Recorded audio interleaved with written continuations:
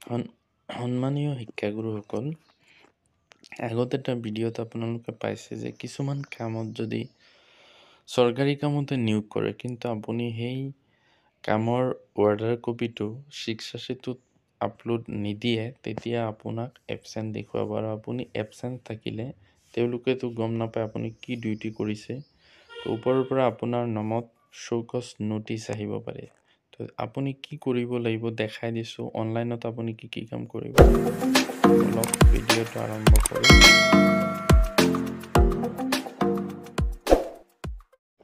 তো প্ৰথমতে আপুনি গুগল ক্ৰমত গৈ চাৰ্চ কৰিব শিক্ষাসেতু আছাম বুলি। তো প্ৰথম যিটো অপশ্যন আহিব তাতে ক্লিক কৰিব। কৰিলে এনেকুৱা এটা পেজ খোল খাব। তো আপুনি ইয়াতে লগ ইন কৰিব। প্ৰথমতে স্কুলৰ ইউজাৰ ID আৰু পাছৱাৰ্ডটো আৰু এই কেপচাটো বহাই লগ ইনত ক্লিক কৰিব। তাৰপিছত কি হ'ব, আপোনাৰ এটা পেজ খোল খাব। তো পেজটোৰ সেই চুকত 3টা ডট যে আছে তাতে ক্লিক কৰিব। কৰিলে এনেকুৱা এটা পেজ খোল খাব।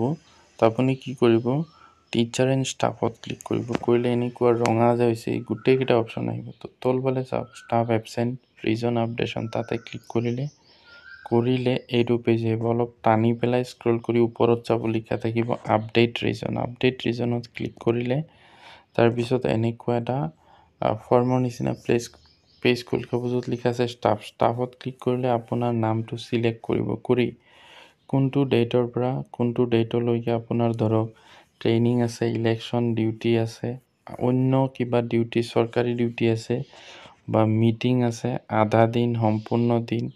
তো সম্পূৰ্ণ এটা ক্লিক কৰি পেলাই আপুনি কি কৰিব লাগিব, তাৰপিছত এই এবচেন্স ৰিজন যে আছে তাতে লিখিব আপুনি কি কাৰণে স্কুলত যোৱা নাছিলে। অন্য কিবা ডিউটি থাকিব পাৰে, মিটিং হিয়াৰিঙো থাকিব পাৰে, চেঞ্চাছ ডিউটি বা পৰীক্ষা ডিউটি থাকিব পাৰে বেলেগ স্কুলত। তো যিকোনো এটা ৰিজন ইয়াত চিলেক্ট কৰি পেলাই দিব। আৰু লাষ্টত যিটো অৰ্ডাৰ কপি আছে তাতে যে লিখা আছিলে সেইটোত ক্লিক কৰিব। কৰিলে আপোনাৰ সেই অৰ্ডাৰ কপিটো ফটো মাৰি তাতে আপলোড দি ছাবমিট কৰি দিব। তেতিয়া সেই দিনটোত শিক্ষাসেতুত আপোনাক এবচেন্স বুলি নেদেখুৱায়। যদি এবচেন্স বুলি দেখুৱায়, আপুনি আগতে গম পাইছে এটা ভিডিঅ'ত দিছোঁ যে আপোনাৰ নামত শোকজ নোটিচ আহিব পাৰে বা কিবা অসুবিধা হ'ব পাৰে। গতিকে আপুনি এনেকুৱা যিকোনো চৰকাৰী কামৰ কাৰণে লগে লগে শিক্ষাসেতু এই ছাইটত গৈ পেলাই এইখিনি আপলোড দি থ'ব, যেতিয়া আপোনাৰ বিপদ নহয়। ইলেকশ্যন ডিউটি বা এক্সামিনেশ্যন ডিউটি অৰ্থাৎ এই এবচেণ্টৰ ৰিজনটোৰ যিটো মেপিংটো এইটো এনেকুৱা হ'ব যে শিক্ষাসেতু খুলি পেলাই আপুনি টিচাৰ এণ্ড ষ্টাফত ক্লিক কৰিব। তাৰপিছত ষ্টাফ এবচেণ্ট ৰিজন আপডেশ্যন মাৰিব। তাৰপিছত আপডেট ৰিজন অপশ্যন মাৰিব।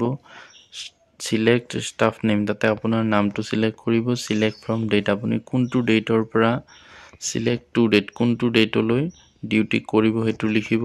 Select on duty type from the absence reason drop down. So absence ৰিজনত কি কাৰণে আপুনি স্কুলত যোৱা নাই সেইটো লিখিব। তাৰপিছত upload order copy for the relevant duty.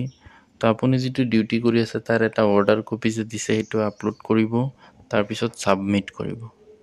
আচলতে মেপিংটো এনেকৈ আপুনি কৰিব লাগিব। Thank U.